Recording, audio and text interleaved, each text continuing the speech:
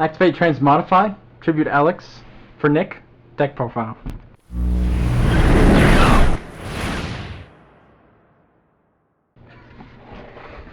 Alright, today we got some Ritual Beasts for you guys, and most important card in the main deck is that playset of Elder.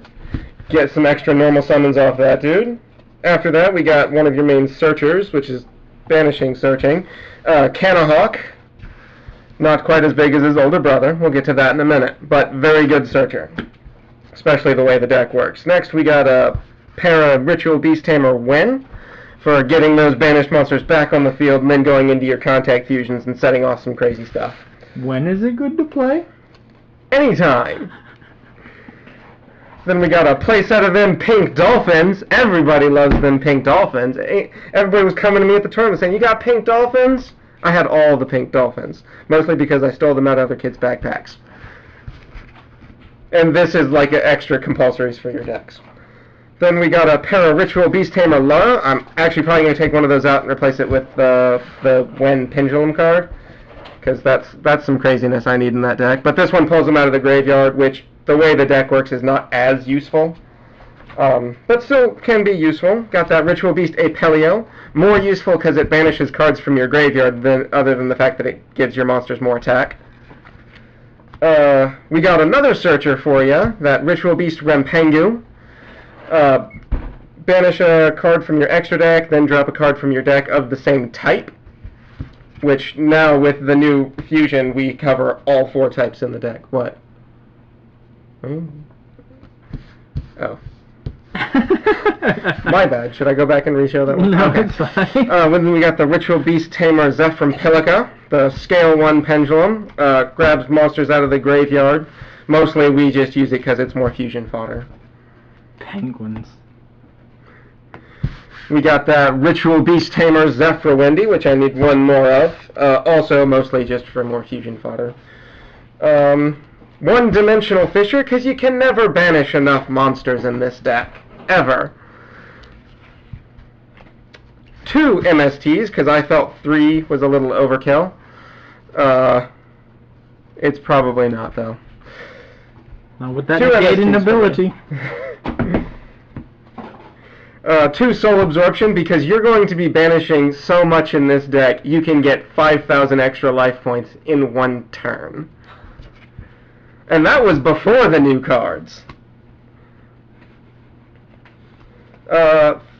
3 Emergency Teleport, just in case you don't have the cards in your first hand to get your early fusions off. This can be very helpful for that. For the OTK before Diapelio came out, we got Ritual Beast's Bond, which you can activate during your battle phase after sending a fusion back to the deck and pulling the monsters back on the field. Some of our limited trap cards, we got Compulsory Evacuation Device, Bottomless Trap Hole, Torrential Tribute, and because you can never banish enough cards in this deck, Macrocosmos. Up yours, Infernoids. Dimensional Prison, because it removes your opponent's monsters and banishes them. Hello, life points. Ritual Beast Ambush. Really helps the fusions get off the ground. Dark Bribe, because I don't like Wiretap as much. And finally, Ritual Beast Steeds. Destroys 1 monster your opponent controls for every face-up Ritual Beast monster you control.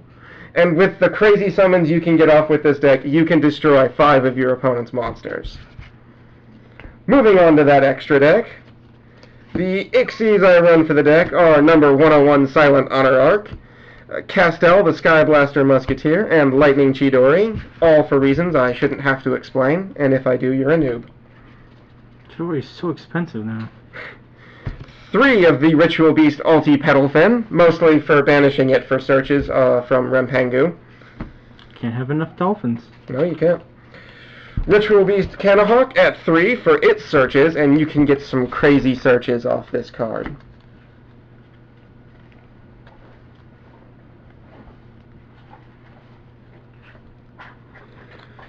3 Ritual Beast Ulti Apelio, because he was the beat stick before the new guy popped up. Still very useful, though.